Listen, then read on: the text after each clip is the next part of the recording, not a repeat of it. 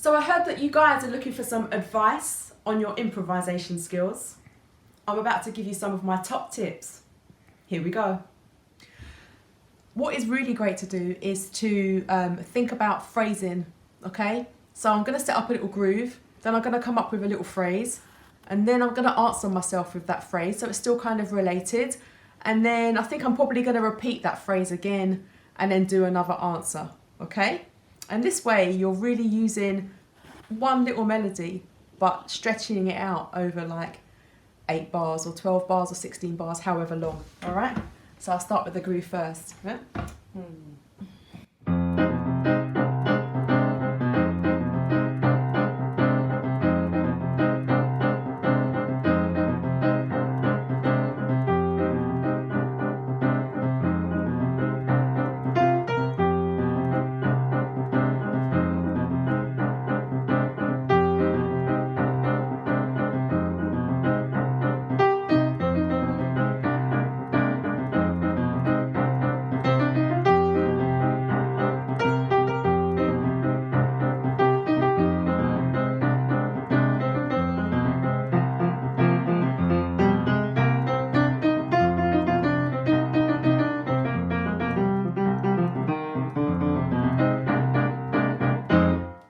So at the end I come up with a little bit of a longer phrase. I was aware of like maybe the phrasing I was going to do, but not of the notes. That was spontaneous. So it's really good to have some kind of almost like a little bit of a template of maybe how you're going to construct your solo, even just to start off with. And you know, if you get a little bit nervous, which we all do when we're going to perform, is if you've got those kind of devices already at hand, then you've already got somewhere to go and you're not going to just feel like a rabbit in the headlights.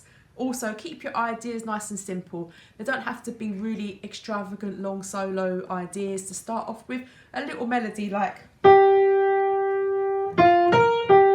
It's just 3 notes. But, you know, if you play it with meaning and conviction and then you know, little answer phrase, it all has context. Yeah, really think about your phrasing. My next piece of advice is to listen to the rest of the band. During lockdown, a lot of us have been practicing to play alongs, or we've been playing along with records. But what's really important, because jazz is a living organism when it's being performed, is you really need to listen to what else is going on and feed off of each other, because then you're playing together, and that's where the magic really happens. And similarly, if you're a rhythm section musician, you need to listen to whoever's soloing and comp appropriately. Don't overplay, but also make sure you give them the chords or the feel that they need. It's all a bit of a conversation. You know, it's a community music. It's not just about the person up front and everybody else is backing. So really be aware, use your ears. My next tip is really about leaving space. Don't feel like you have to play everything you've ever practiced in the world. You know, a lot of the time when you're studying, you might think, okay, I've got this whole bunch of licks that I want to throw into my solo to show everybody that I can play these licks. But it isn't really about that. I mean, when the licks were originally created, they were spontaneous. So try to feel the moment, leave space, and don't chuck the kitchen sink in all at the same time. It's really important to study other people's solos. Transcribing is spoken a lot amongst jazz musicians, jazz teachers, but for a very good reason. It's a little bit like a language. If you go to France, you're going to want to learn some French words in order to get around. And it's the same with regards to transcribing other people's solos. This is not because we want to play exactly the same solo on the tune that we're going to be playing, but it's literally just to understand how the jazz masters navigated their way around chord changes, and it just gives you like a bit of an insight into the different uses that you can apply for the jazz language. Very important also is to find your own voice. So as much as we are transcribing, we're trying to also get to our authentic self, and that's a deeper, longer journey. But if you have the right mindset to think, I'm learning how this person expresses themselves in the language, then you'll think, okay, when it comes to my turn, I'm not just going to take chunks of solo and regurgitate it, but I'm feeling inspired to try and find that path for myself. Another really great thing to do is to try and memorize the changes of the section that you're going to be playing. Even if you're going to have the chart in front of you, it's really good to memorize the chords, play them in arpeggios, and if you have time, what a really good thing to do is to put them in a different key, just because then you understand the relationship between those chords a lot more. If you can transpose them into a different key, then when you come to playing it in the original key, hey presto, it's so much easier. And even if that's just a simple blues, really just know that form in yourself, because then that gives you a bit more freedom. Rather than being on page and looking at the chords every single time, you're going to be able to have a little bit more freedom, and that is really what we're aiming for: fluency and freedom within your improvisation. So during the pandemic, I was also invited by the BBC to be the musical director of the BBC Young Jazz Musician Competition 2020.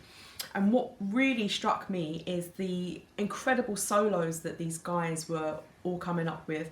And the real sort of key to all of the different musicians, even though they were stylistically all really, really different, is they all created a lot of tension and release during their solo. So like building up to a point which can be like, either a massive long held note if you're a sax player, or some really percussive stuff on the piano, and then release. So you're getting shape and dynamics within your solos, and that really brings a lot of excitement, rather than thinking I just have to play like the right notes.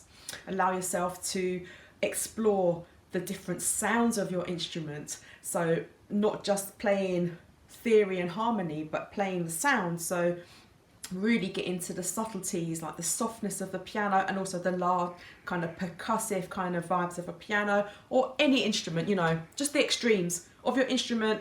Create tension and release during the solo. That's going to bring some drama. It's going to be exciting. I mean, when you're performing, it's got to be exciting, right?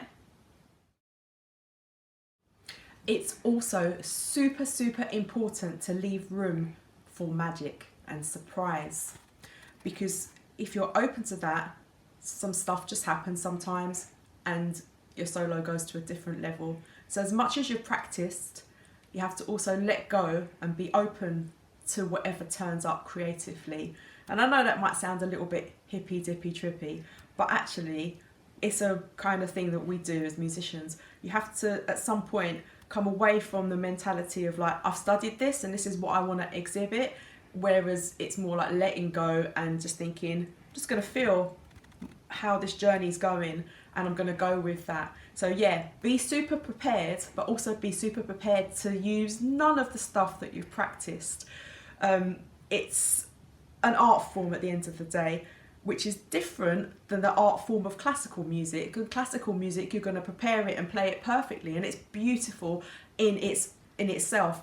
But jazz, the whole thing is about spontaneity. So we can't approach it with that same mentality. We have to approach it differently.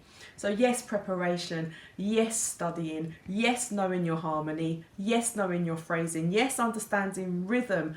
That's also a really important thing. A lot of people forget that rhythm is super important. You could have the best knowledge of harmony in the world, but if it hasn't got any rhythm, it doesn't mean a thing. And like Duke Ellington really said, he coined it, it don't mean a thing if it ain't got that swing. And I'm not talking about dun dun dun dun dun dun. I'm not talking about the actual swing rhythm. I'm just saying if it hasn't got that thing, it hasn't got that vibe. You have to really play from your heart, be open, but yeah, be prepared. So it's about marrying all of those things together. Leave room for freedom. That's where it is at. My final point is, remember, there's going to be the start of your solo, the middle, and the end. So be really conscious of that whole shape. What you're starting with, what you're saying, where you're building it up to, and how you're ending it. Obviously, its choice is yours. There's so many different variations. You could come in crashing into the solo and it could die out into a really soft thing, or you could build up tension and build up more tension and then you end it. But it's really great when you hear a musician come in and they command the stage, here I am, and when they leave, I'm done with my solo. That's a really good thing to watch out for. So when you're listening to other musicians playing, just have a listen to how they start their solo, how they build it up and how they end it, because that whole structure is going to really help you make a nice, neat performance where you're delivering your message in a good, structured way.